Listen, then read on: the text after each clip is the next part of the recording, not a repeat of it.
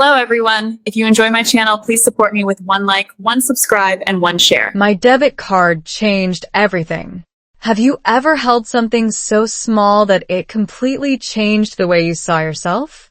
Not a diamond ring. Not a winning lottery ticket. Just a thin piece of plastic that quietly slipped into my hand one ordinary afternoon. If you had looked at my face that day, you probably would have laughed because I smiled as if I had suddenly become rich overnight. The funny part is that I wasn't rich at all. My bank account was almost empty.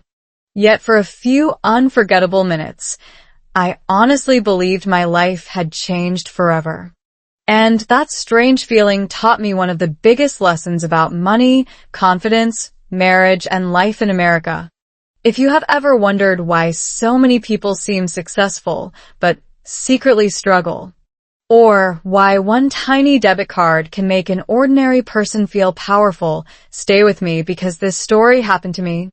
And by the end of today's slow English story, you may never look at your own wallet the same way again. My name is Emma, and this story is about my real life as a wife and mother living in the United States today. I am not going to tell you about moving to America or starting over in a new country. That story has already been told too many times. Instead, I want to share something much more personal. Something that happened during an ordinary week while I was living an ordinary American life. Sometimes the biggest lessons arrive without making any noise. It started on a bright Tuesday morning. I opened my mailbox, expecting bills, advertisements, and maybe another coupon I would never use. Then I noticed a plain white envelope for my bank. Nothing about it looked exciting. No colorful design. No large letters saying congratulations. Just my name and a familiar logo. I carried it into the kitchen without thinking much about it. When I opened the envelope, a brand new debit card slid gently onto the table. I picked it up slowly. It was cool, smooth, shiny. My name was printed across the front. For a few seconds, I simply stared at it. Then something strange happened. I smiled. Not because I suddenly had more money. Not because someone had given me a gift. I smiled because that little card made me feel different. It felt important. It felt powerful. It felt like I finally belonged. I know that sounds a little silly now. After all, a debit card is only a tool. It doesn't create money. It only lets you spend the money you already have. But our brains are funny. Sometimes they confuse access with wealth. Sometimes they mistake convenience for success. That afternoon, I slipped the card into my wallet much more carefully than I needed to. I checked twice to make sure it was there. Every few minutes I opened my wallet again, just to look at it. I wasn't showing it to anyone. I simply enjoyed knowing it was mine. Looking back, I can laugh about it. But I also understand why I felt that way. In America, people use cards almost everywhere. Coffee shops, grocery stores, restaurants, gas stations. Even tiny farmers' markets often accept cards now. You rarely see people carrying large amounts of cash. After a while, pulling out a debit card starts to feel completely normal. That normal feeling can become dangerous. Because one day you stop thinking about the money. You only think about the card. And those are two very different things. I didn't realize it yet, but I was about to learn that lesson in a way I would never forget. That evening my husband came home from work. I was making dinner while our children were talking loudly about school in the next room. Everything felt peaceful. I couldn't wait to show him my new card. He smiled politely. "Looks nice," he said. That was it. No celebration. No excitement. No dramatic reaction. For a second, I felt disappointed. Then he asked one simple question. "Did you check your balance today?" I froze. Of course I hadn't. I had spent the entire afternoon feeling rich, without even looking at the actual number in my account. His question wasn't meant to criticize me. It was a gentle reminder. In America, Confidence without awareness can become expensive. Owning a debit card is easy. Using it wisely is the hard part. That single question stayed in my mind long after dinner ended. Later that night, I opened my banking app. The balance appeared on the screen. It was much smaller than the picture my imagination had created. And suddenly I understood something that millions of people discover every single year. A piece of plastic can make you feel powerful. But only good habits can actually make you financially strong. That realization became the beginning of a journey that changed not only the way I managed money, but also the way I communicated with my husband, taught my children, and even practiced English through everyday conversations that happened in stores, restaurants, and banks. I had no idea that one ordinary debit card would slowly uncover hidden mistakes, surprising truths about life in the United States, and valuable lessons that every family should know before that little piece of plastic quietly starts making decisions for them. The swipe that almost fooled me. The next morning, I woke up with an excitement that honestly made no sense. My debit card was sitting safely inside my wallet, yet I kept checking to make sure it was still there. It sounds ridiculous now, but I couldn't stop smiling every time I touched it. Somehow that tiny piece of plastic made me feel more organized, more successful. Almost like I had finally become the kind of adult who had everything under control. Looking back, I realized something important. Confidence can be wonderful, but false confidence can quietly become one of the most expensive mistakes you ever make. I had no idea that before lunchtime, a simple trip to a grocery store would expose exactly how easily our minds can be tricked by something that looks powerful but actually depends entirely on the choices we make.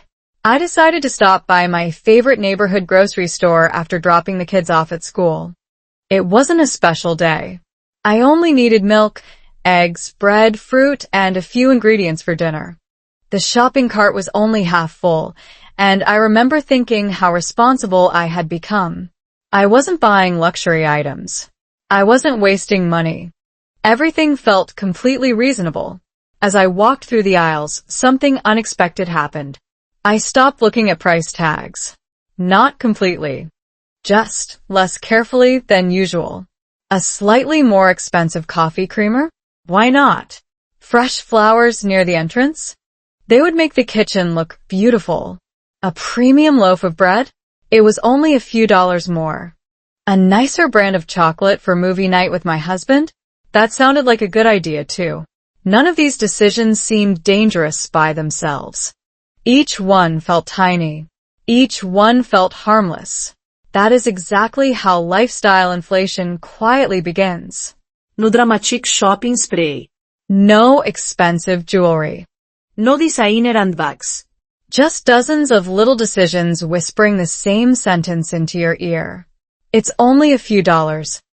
By the time I reached the checkout lane, my cart looked much fuller than I remembered. The cashier smiled.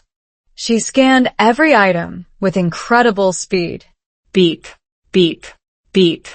Then she looked at me and said slowly, "That'll be $123.84. Without thinking, I proudly reached into my wallet. I pulled out my brand new debit card. I inserted it into the payment terminal. The screen flashed. Insert. Processing. For 2 or 3 seconds, I felt strangely important. People were waiting behind me. The machine was making decisions. Technology was working. I felt like I belonged. Then another message appeared. Approved. That single word felt surprisingly satisfying. I picked up my bags and walked toward the parking lot feeling successful. Almost victorious. It wasn't until I loaded everything into my car that another thought quietly entered my mind. How much money do I actually have left? That question completely changed my mood. When I opened my banking app, I stared at the screen for several long seconds. The payment had already been deducted. My available balance was much lower than I expected. Nothing terrible had happened. I wasn't overdrawn. My card wasn't declined. But suddenly, I realized something that millions of Americans experience every single day without noticing. Using a debit card doesn't feel like spending real money. Handing over cash creates a tiny emotional pain. You literally watch the bills leave your hand. A card removes that feeling. One tap, one swipe, one approval. The money disappears silently. Psychologists have studied this behavior for years, and many researchers have found that electronic payments often reduce the emotional discomfort people normally feel when spending money. In other words, our brains sometimes treat digital payments differently than physical cash. We don't necessarily become irresponsible people. We simply become less aware of each purchase because the transaction feels almost invisible. That invisible feeling can slowly change an entire family's finances. As I drove home, I couldn't stop replaying every item I had placed into my shopping cart. Did I really need the flowers? Probably not. Was the expensive coffee creamer necessary? Not really. Would my children have cared which bread I bought? Definitely not. The strange thing was that none of those purchases happened because I suddenly earned more money. They happened because my debit card quietly made spending feel easier. That afternoon, my husband came home and noticed the fresh flowers on the kitchen table. "They're beautiful," he said with a smile. Then he asked, "Special occasion?" I laughed. No. "So, what are we celebrating?" I looked around the kitchen. There was nothing to celebrate. Nothing had changed except my attitude. That was the moment I admitted the truth. I think my debit card made me feel richer than I really am. He smiled, but instead of laughing at me, he nodded. It happens to a lot of people. Then he said something I will probably remember for the rest of my life. The card isn't dangerous. Forgetting that it's your own money. That's the dangerous part. Those words stayed with me all evening. I realized that financial freedom in America isn't about how easily your card gets approved. It isn't about how modern your wallet looks. It isn't even about how much money you earn. Real financial confidence begins when every swipe matches a thoughtful decision instead of a temporary emotion. I thought I had learned the lesson. I was wrong. Because only 3 days later, something happened at a small neighborhood cafe that embarrassed me in front of complete strangers and completely changed the way I looked at that innocent little piece of plastic forever. A simple coffee almost exposed me. 3 days later, I walked into a small neighborhood coffee shop expecting nothing more than a quiet morning and a good cup of coffee. Instead, I walked out carrying one of the most embarrassing lessons of my adult life. The strange part was that nobody yelled at me, nobody laughed at me, and nobody accused me of doing anything wrong. Yet I drove home with burning cheeks because I finally understood how a tiny piece of plastic had been controlling my emotions without me even realizing it. If you have ever believed that buying one small thing could never hurt your budget, or if you have ever told yourself, "It's only $5. This part of my story may sound surprisingly familiar. The cafe was warm, peaceful, and filled with the smell of fresh coffee beans. Soft music played in the background while people typed on laptops, held business meetings, or simply enjoyed a slow breakfast. It looked like one of those places where everyone seemed relaxed and successful. I joined the line behind a young woman wearing running clothes and an older man reading a newspaper. Nobody looked stressed. Nobody seemed to worry about money. When it was finally my turn, the barista smiled and greeted me. "Good morning. What can I get started for you?" Her voice was cheerful, and I answered with the simple English I had practiced so many times. "A medium vanilla latte, please." "Anything to eat today?" I looked through the glass display. A blueberry muffin. A chocolate croissant. A turkey sandwich. None of them had looked tempting before. Now they suddenly did. It's okay, I whispered to myself. You've been doing well this week. I'll take the blueberry muffin too. The total appeared on the screen. $9.78. Without thinking, I reached for my debit card. Insert. Processing. Approved. That familiar word appeared again. Approved. I smiled, picked up my receipt, and waited for my order. As I sat near the window, I watched dozens of customers paying exactly the same way. Top. Swipe. Insert. Approved. Nobody counted cash. Nobody opened a wallet full of dollar bills. Everything happened so quickly that spending money almost looked effortless. Then something caught my attention. A young man sitting across the room suddenly stared at his phone. His smile disappeared. He quietly packed his laptop, threw away half of his coffee, and walked out looking worried. I didn't know what had happened, but something about his expression stayed with me. A few minutes later, curiosity got the better of me. I opened my own banking app. What I saw wasn't a disaster. But it was enough to make me stop smiling. The grocery store purchase from 3 days earlier had already cleared. The coffee purchase had just appeared. A monthly streaming subscription had renewed overnight. An automatic gym payment had also been processed. Then I noticed something I had completely forgotten. Our internet bill had been scheduled for that afternoon. Suddenly, my available balance looked much smaller than I expected. Not because I had bought expensive things. Because I had stopped paying attention to the little ones. That realization hit me harder than I expected. In America, many bills happen automatically. Streaming services, phone plans, internet, insurance, music subscriptions, cloud storage, fitness memberships. Many of them quietly withdraw money without asking again. Each payment seems tiny. Together, they can quietly reshape an entire monthly budget. I stirred my coffee slowly, but my appetite had disappeared. The blueberry muffin was still sitting untouched on the table. I wasn't upset about spending $10. I was upset because I had almost forgotten that every swipe represents hours of someone's work. Mine. My husband's. Our family's. That afternoon, I returned home and decided to do something I had never done before. I printed every bank transaction from the previous month. The stack of paper wasn't very thick, but it told a story I hadn't been willing to see. Coffee here. Snacks there. Online subscriptions. Small convenience purchases. Fast food on busy evenings. Extra household items that seemed useful at the time. None of them looked irresponsible individually. Together, they added up to hundreds of dollars.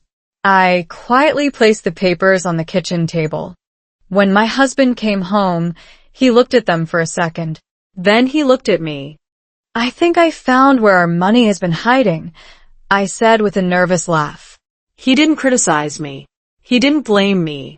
Instead, he pulled out a chair and sat beside me. For nearly an hour, we looked through every single transaction together. Sometimes we laughed. Sometimes we were surprised. Sometimes we couldn't even remember buying certain things. Then he circled one sentence on a notepad. Convenience is expensive when you stop noticing it. I stared at those words for a long time. That wasn't just about coffee. It wasn't just about debit cards. It was about life.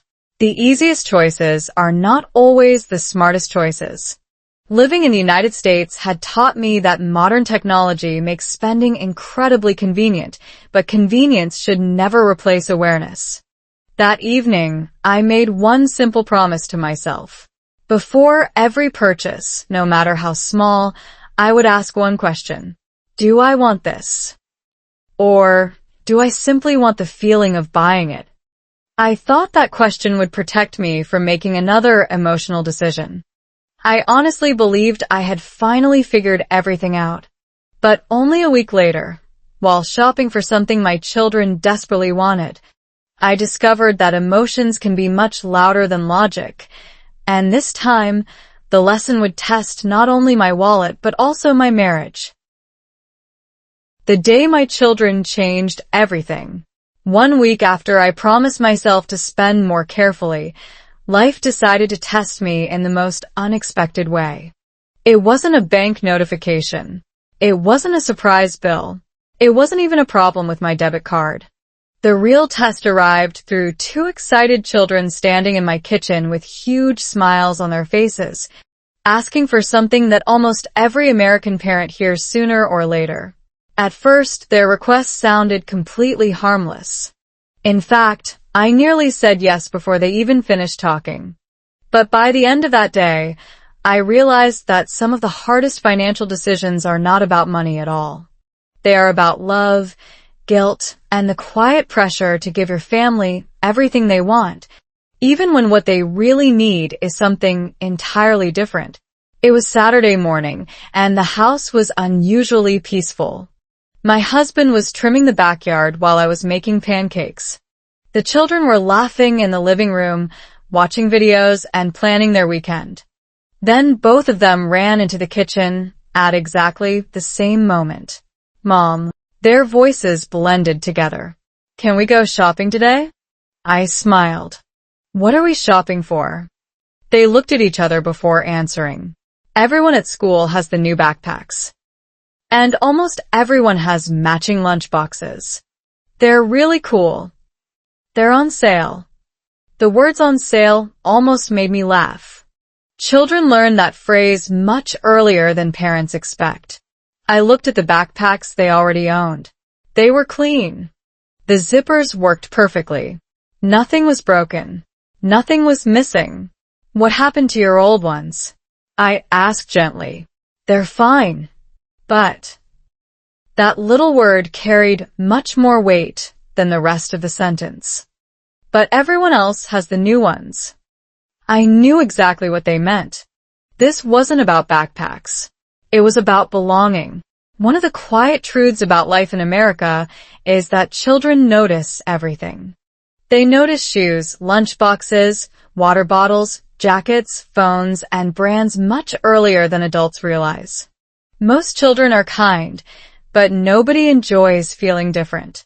As a mother, hearing those words touched my heart immediately. Without thinking, I reached for my purse. My debit card was inside. For a brief moment, my mind whispered the same dangerous sentence it had whispered before. You can afford one small shopping trip.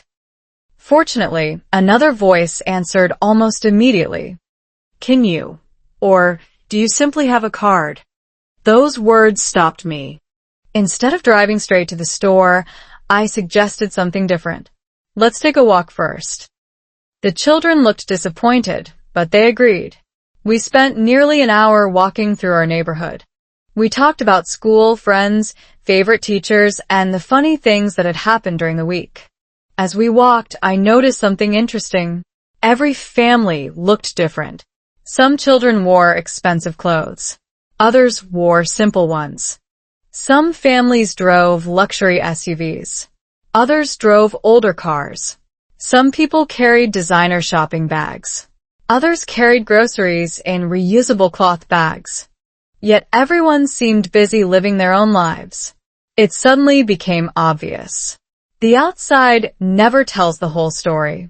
When we finally arrived at the shopping center, colorful signs covered nearly every window. Sale. Limited time. Buy one, get one half off. Everything seemed designed to create urgency. Bright lights. Exciting music. Large discount signs. It almost felt impossible not to buy something.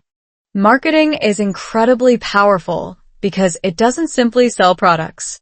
It often sells emotions, confidence, success, popularity, belonging. I picked up one of the backpacks. It looked beautiful, modern, stylish. The price wasn't outrageous, but it certainly wasn't necessary either. Before I could speak, my husband quietly walked over. He didn't tell me what to do. Instead, he asked our children a question. If nobody at school had these backpacks, Would you still want them? Neither child answered immediately. They looked down at the floor. Finally, my younger child smiled. Maybe not. That single honest answer changed the entire conversation.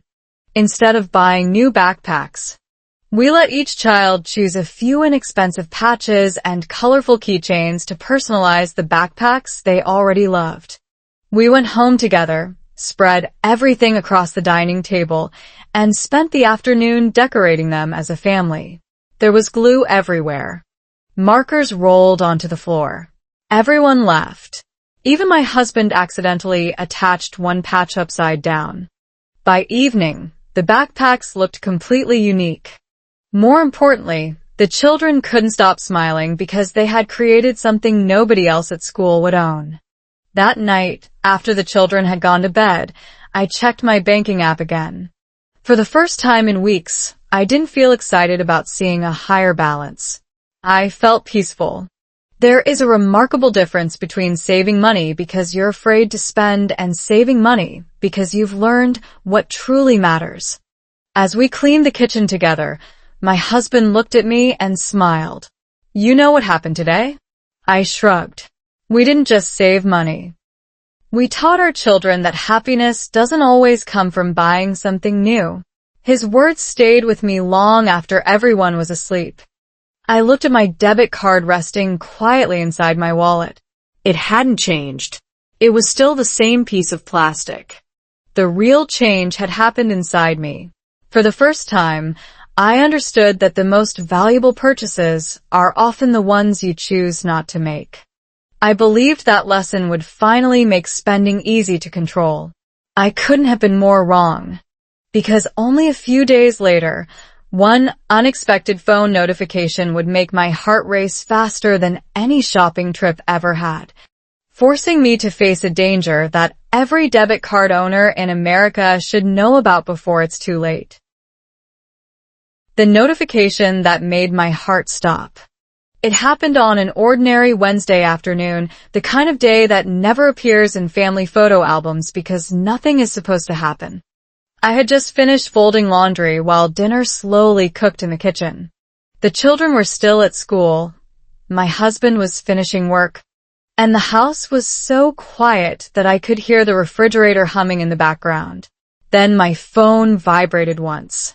I almost ignored it. If I had waited another 10 minutes, the story you're listening to today might have ended very differently. One small notification. One ordinary debit card.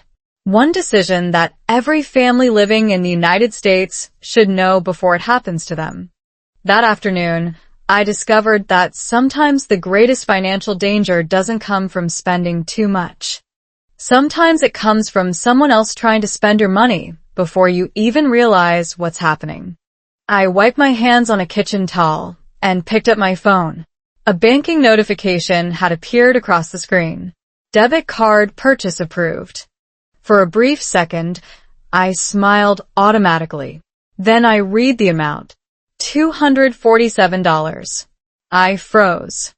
I hadn't spent $247. Not that day. Not even that week. My heart immediately began beating faster. I opened the banking app. The transaction had already been processed.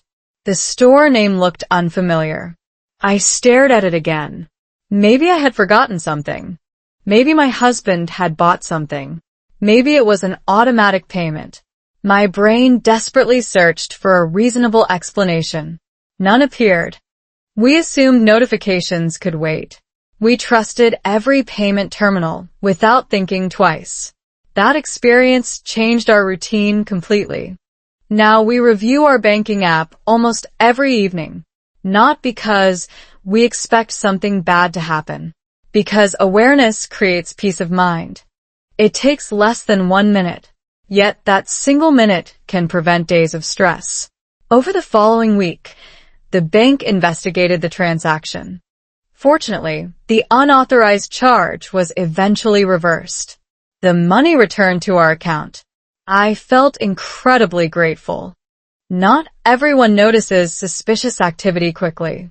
Some people discover problems weeks later. Others don't notice until several unauthorized purchases have already appeared. That experience taught me something far more valuable than financial advice. Confidence should never replace attention. Owning a debit card doesn't mean you stop paying attention. It means paying attention becomes even more important. A few days later, my replacement card arrived in another plain white envelope. It looked almost identical to the first one. Same size, same color, same shiny surface. But I wasn't the same person anymore. The first card had made me feel powerful. The second card reminded me to become wiser. As I carefully activated it, my husband smiled across the kitchen. "So," he asked, "do you trust the card now?" I smiled back. "I trust the card." Then I paused. "But I trust good habits much more." I truly believed I had learned every important lesson about money, spending, and protecting our family's finances. I had no idea the biggest lesson was still waiting for me. Not at a bank, not at a grocery store, and not through another phone notification. But during one quiet conversation at our dinner table that would completely change the way our family thought about money, happiness, and what being truly rich actually means. The dinner question nobody expected. A few nights after my replacement debit card arrived, something happened that no banking app, financial expert, or security alert could have prepared me for. It didn't happen inside a store. It didn't happen while checking my account balance. It happened at our own dinner table, surrounded by warm food, quiet laughter, and the people I loved most. One simple question from my youngest child completely stopped the conversation. Nobody answered right away. My husband looked at me. I looked at him. For several seconds, the room became strangely silent. Looking back now, I honestly believe that this single moment taught our family more about money than years of budgeting ever could. Sometimes the greatest lesson doesn't begin with losing dollars. Sometimes it begins when a child innocently asks something adults have been too busy to think about. Dinner that evening was simple. Grilled chicken, roasted vegetables, rice, and homemade lemonade. Nothing fancy. We had started eating together more often because we realized those quiet family meals helped us talk about things that never came up during busy weekdays. Phones stayed off the table. The television stayed off. For 1 hour, it was just us. The children talked about school projects. My husband shared a funny story from work. I mentioned that the replacement debit card had finally been activated. That was when my younger child looked at me with complete seriousness. Mom. Are we rich now?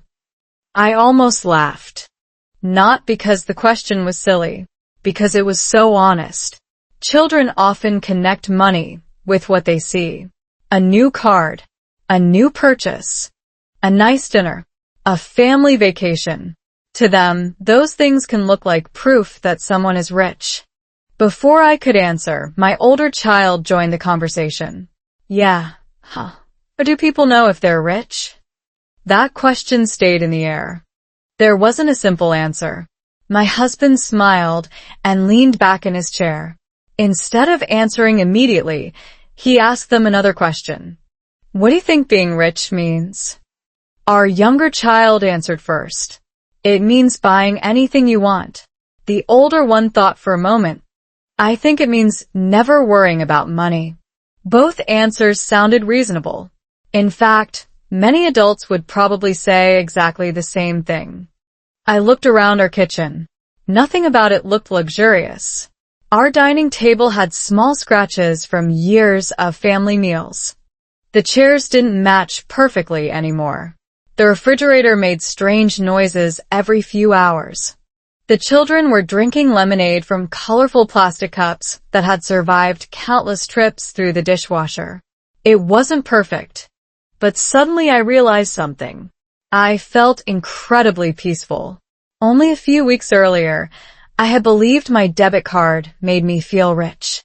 Now I understood that peace felt much more valuable than excitement. I looked at the children.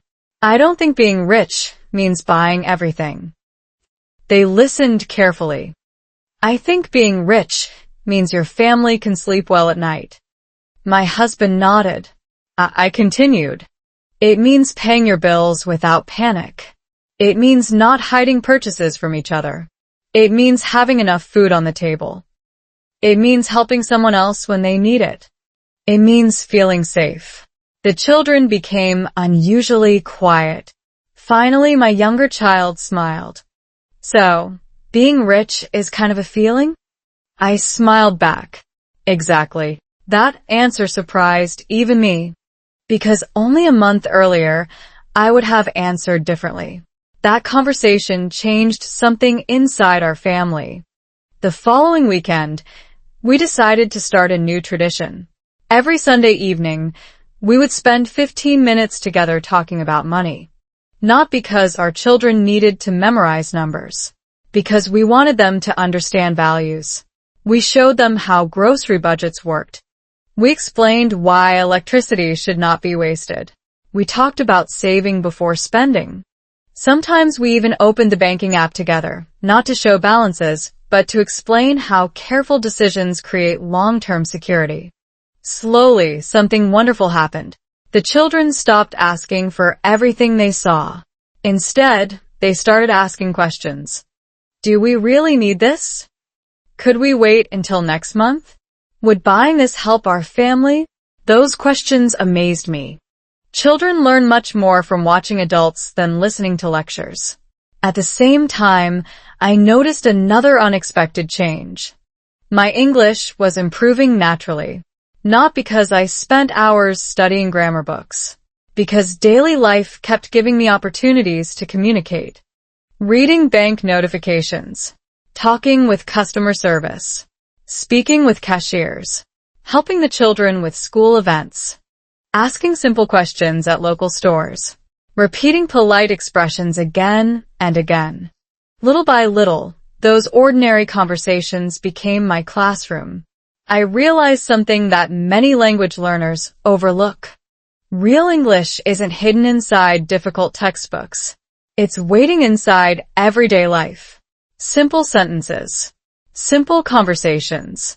Repeated many times. That is exactly why I love sharing stories like this. When English becomes connected to real emotions, real families, and real experiences, every sentence becomes easier to remember. Several weeks passed peacefully. Our spending habits became more intentional. Our conversations became more honest. The debit card no longer felt magical. It simply became another tool we respected. Then one afternoon, while cleaning my purse, I found my very first debit card tucked into an old side pocket. It had already been canceled after the fraud incident. It could never be used again. I held it in my hand for a long moment. It looked exactly the same as the day I first received it. The card had not changed at all. I smiled quietly because I finally understood the truth that had been hiding in front of me from the very beginning. A piece of plastic never had the power to change my life. The real power came from the decisions I made every single day after putting it into my wallet. What I didn't realize was that one unexpected meeting with an elderly woman at a neighborhood park would soon teach me an even deeper lesson about money, happiness, growing older in America, and the surprising secret that truly wealthy people almost never talk about. The woman who looked poor, but wasn't. One quiet Sunday afternoon, I met a woman who completely destroyed everything I thought I knew about money. Her clothes were simple, her shoes were old, and if you had passed her in the neighborhood park, you probably wouldn't have looked twice. I almost didn't.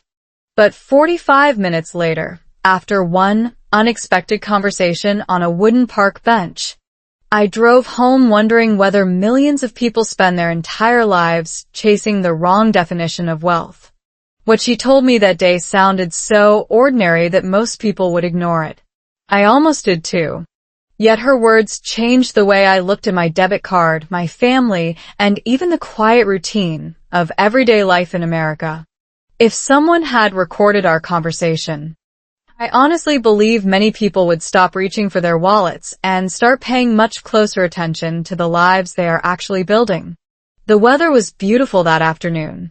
The children were playing on the swings while my husband tossed a baseball with a few neighborhood dads.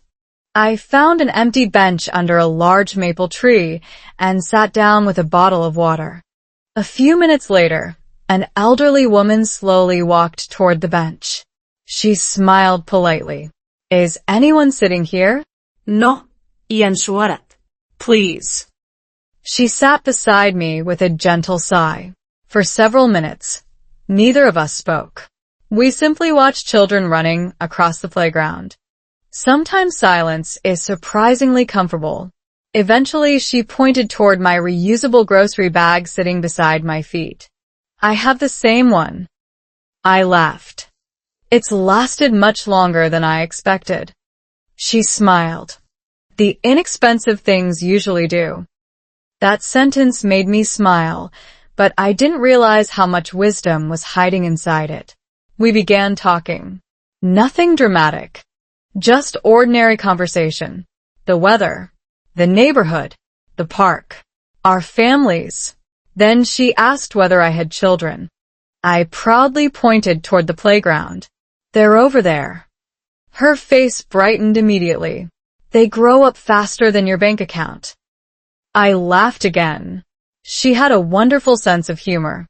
As we continued talking, she mentioned that she had retired several years earlier after working as a public school librarian for more than 3 decades. For some reason, I imagined librarians earning modest salaries. Without thinking, I asked whether retirement had been difficult. She looked at me with kind eyes. Not really. We planned for it. There was no pride in her voice. No boasting. Just calm confidence. She explained that she and her late husband had never tried to impress anyone. They drove reliable used cars, cooked most meals at home, avoided unnecessary debt whenever possible, saved consistently, even during years when they couldn't save very much. Then she said something that instantly reminded me of my own debit card story. We never confused looking wealthy with becoming wealthy. Those words seemed to echo inside my mind. How many times had I done exactly that? I remembered the excitement I felt when I first received my debit card. The unnecessary groceries, the expensive coffee, the emotional purchases.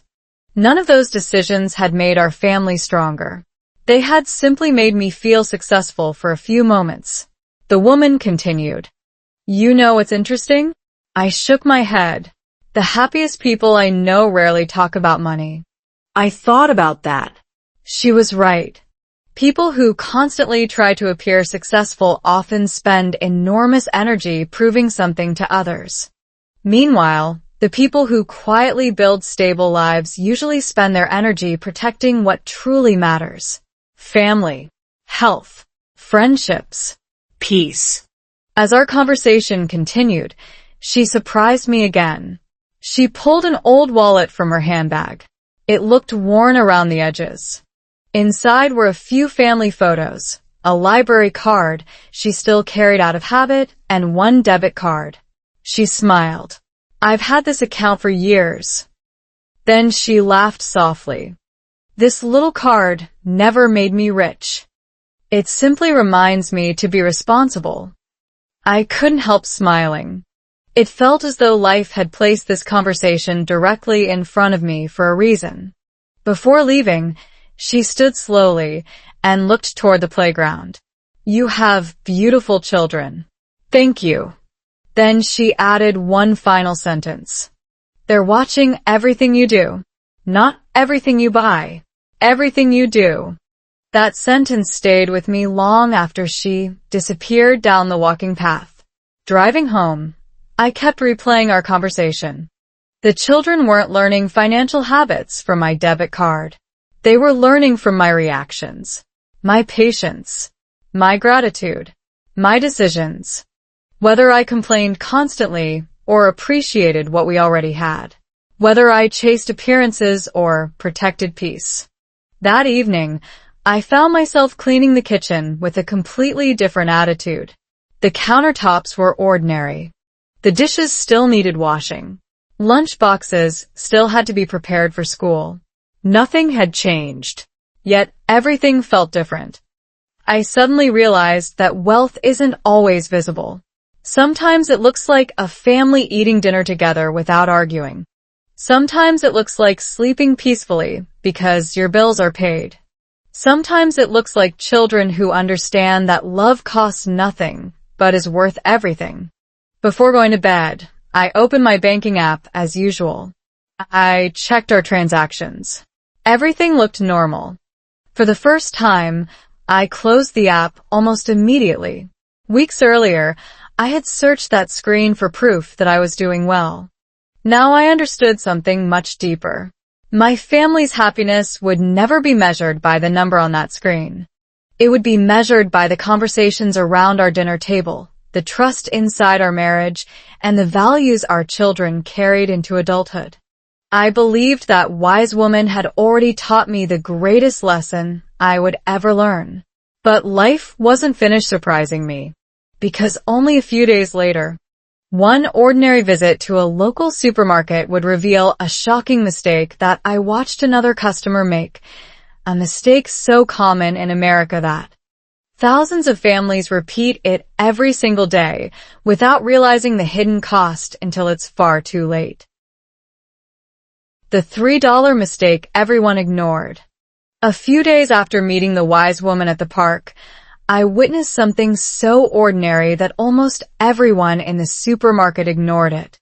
No one screamed. No alarms went off. No credit card was declined. In fact, the customer walked away smiling, completely convinced she had saved money. But standing just a few feet behind her, I quietly realized she had probably spent more than she planned. The shocking part was that I had made exactly the same mistake many times before. It wasn't fraud. It wasn't a scam. It was something much more dangerous because it looked completely normal.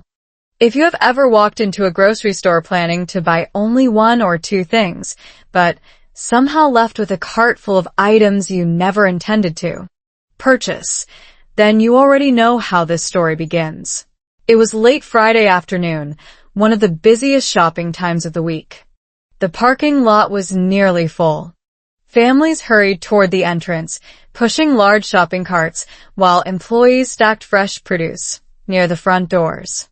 I only needed 3 things: milk, eggs, and yogurt. That was my entire shopping list. I even repeated it quietly while walking inside. Milk, eggs. yogurt. Simple. Fast. Efficient. At least that was my plan. As I grabbed a shopping basket instead of a cart, I felt proud of myself. A basket would stop me from buying too much. Or so I believed. The moment I entered the produce section, bright signs immediately caught my attention. Buy 2, save more. Limited time offer. Member exclusive price. The colorful signs seemed to appear everywhere. Modern supermarkets are carefully designed to encourage spending without making customers feel pressured. Fresh fruit often sits near the entrance because colorful displays create positive emotions. Essential products like milk are usually placed near the back of the store, encouraging shoppers to walk past hundreds of other items first. None of this is a secret. It's simply smart retail design. But knowing it and resisting it are two very different things.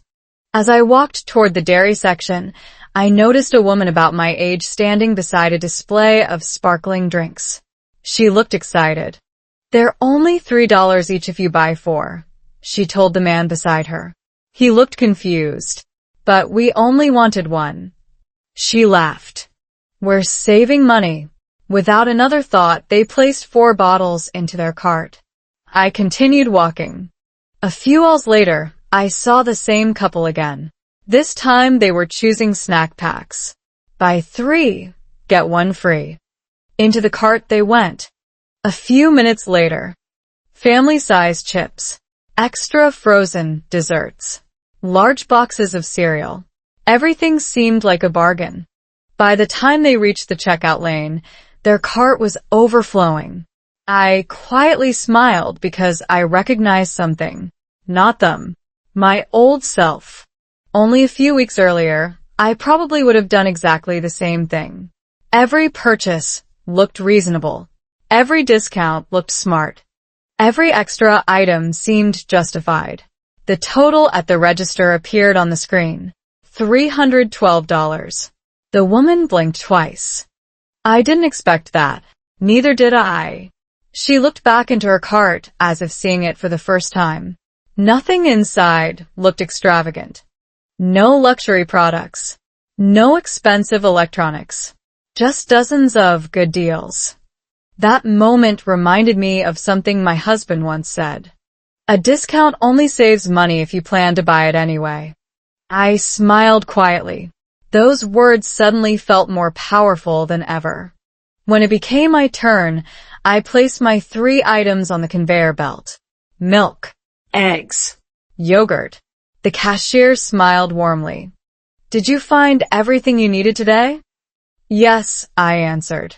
Then I laughed softly. And, thankfully, nothing else. She laughed too. You'd be surprised how hard that is. I paid with my debit card. The familiar message appeared. Approved. This time, however, the word felt completely different. Months earlier, approved had felt exciting. Now it simply meant one thoughtful decision had been completed. No excitement. No emotional rush. Just another ordinary transaction. As I walked toward my car, I remembered something psychologists often explain about consumer behavior.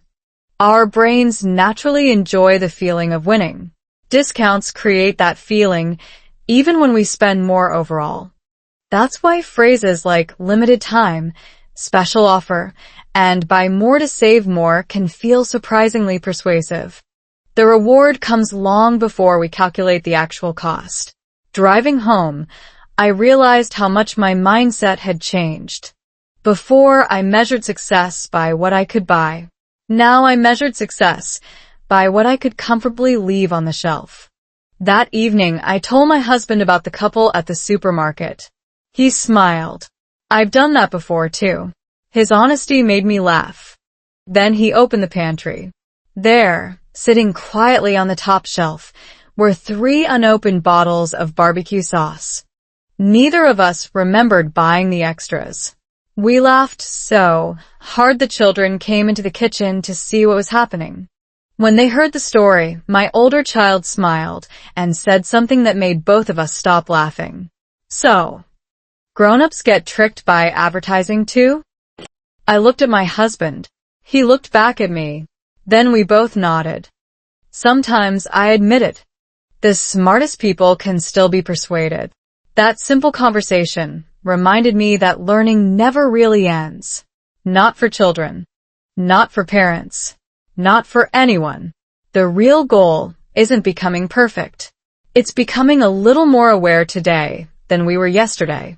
Before going to bed, I placed my debit card back into my wallet. It looked exactly the same as always. But every time I touched it now, I remembered a different lesson. Money doesn't quietly disappear because of one giant mistake. It usually slips away through dozens of tiny decisions that feel completely harmless in the moment. I thought my education about money was finally complete.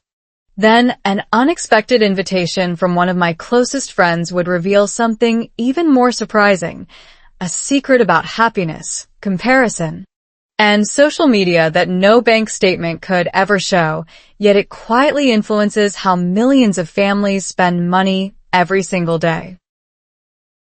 The perfect life that wasn't real. One Saturday evening, I almost spent hundreds of dollars because of people who didn't even know my name.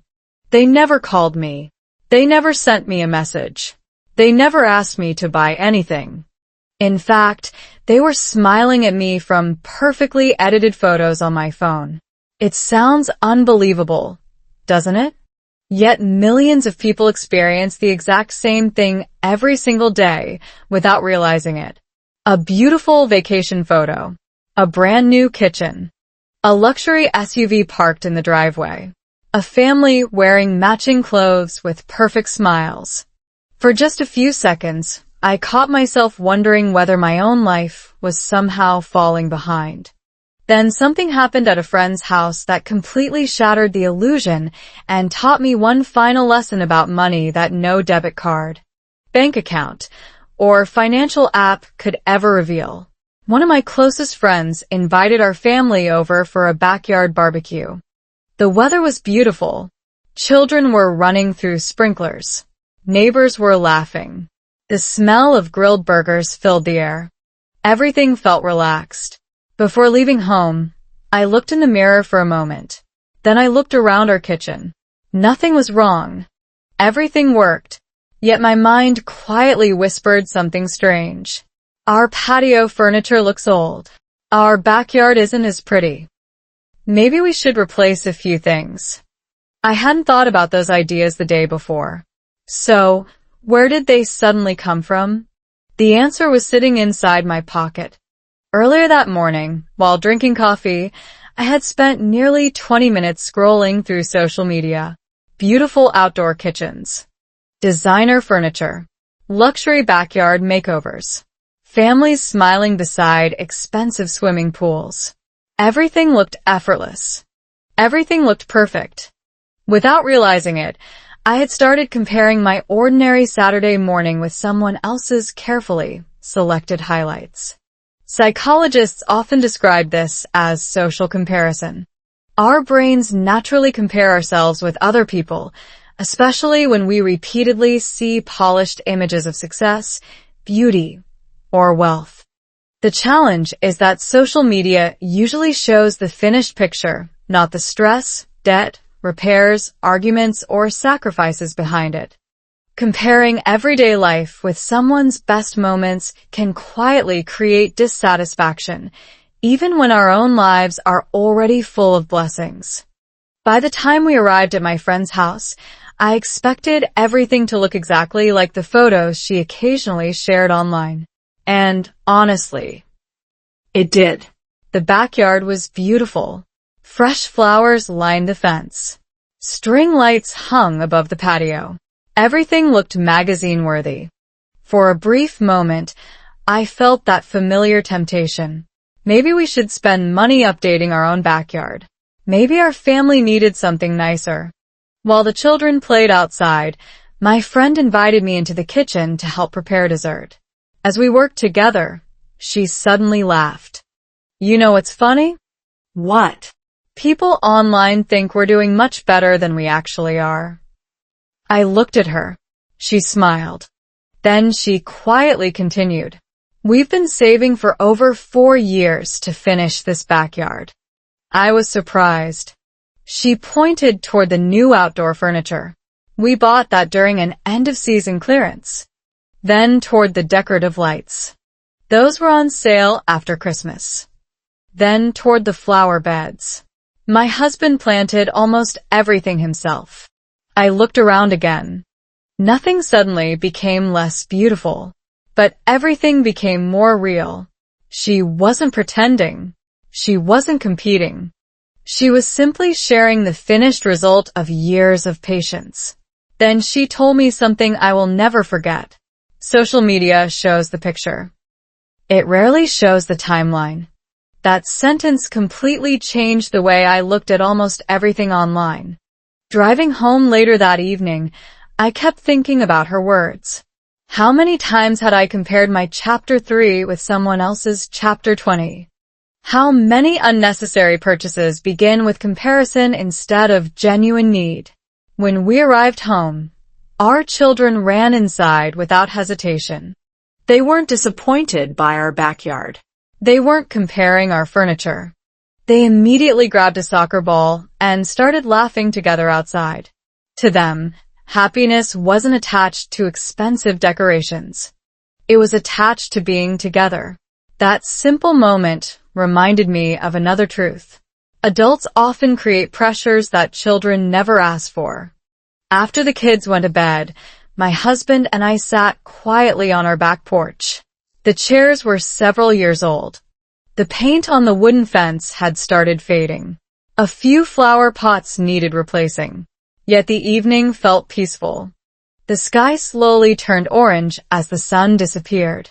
Birds settled into nearby trees. Without looking up from his cup of tea, my husband smiled. You know, I wouldn't trade this for anything. Neither would I. For the first time, I understood that contentment grows much faster than comparison if we choose to feed it.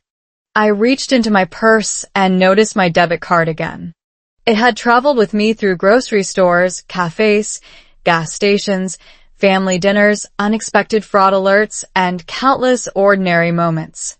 But the greatest expense it ever revealed wasn't on a bank statement. It was the hidden cost of comparing my life to people whose full stories I never actually knew. That night, before falling asleep, I made one final promise to myself. Whenever I felt tempted to buy something just to keep up with someone else, I would first ask one simple question. Am I buying this for my family? Or for someone else's opinion? The answer to that question would quietly reshape our future in ways I never imagined. And the next morning, while cleaning out my wallet one last time, I discovered something so simple that it brought this entire journey together, a realization that transformed an ordinary debit card from a symbol of spending into a reminder of gratitude, wisdom, and the kind of wealth that can never be measured by any balance on a screen. The richest thing in my wallet. The next morning, I emptied my wallet onto the kitchen table, expecting nothing more than a little cleaning.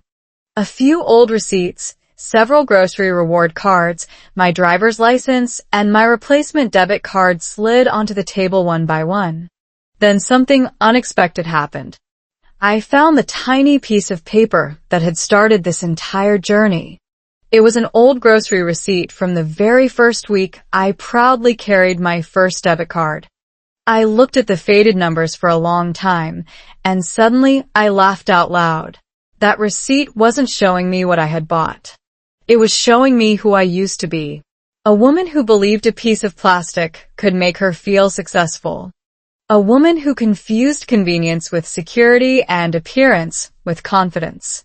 Looking at that old receipt, I realized that the greatest transformation had never happened inside my bank account. It had happened inside my mind. And if you have listened to this story from the beginning, I hope you are beginning to notice the same quiet change inside yourself. I placed the old receipt beside my debit card. They looked completely ordinary. Neither one contained anything magical. Yet together they reminded me of nearly every lesson I had learned over the past several months. The excitement of receiving my first card. The unnecessary grocery purchases. The expensive coffee that seemed harmless. The fraudulent transaction that almost ruined my peaceful afternoon.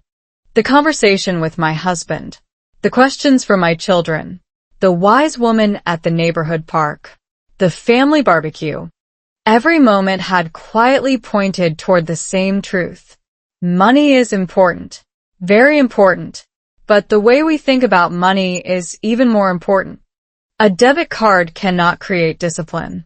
It cannot create honesty. It cannot create gratitude. Those are choices we make long before we ever reach the checkout counter. Later that morning, my younger child walked into the kitchen. "What are you doing, Mom?" I smiled. "Cleaning my wallet." My child looked at the pile of old receipts. "Why are you keeping those?" I thought about the question for a moment. Because sometimes old mistakes become good teachers. That answer seemed to satisfy the curiosity. My child smiled, grabbed an apple from the fruit bowl, and ran outside to play.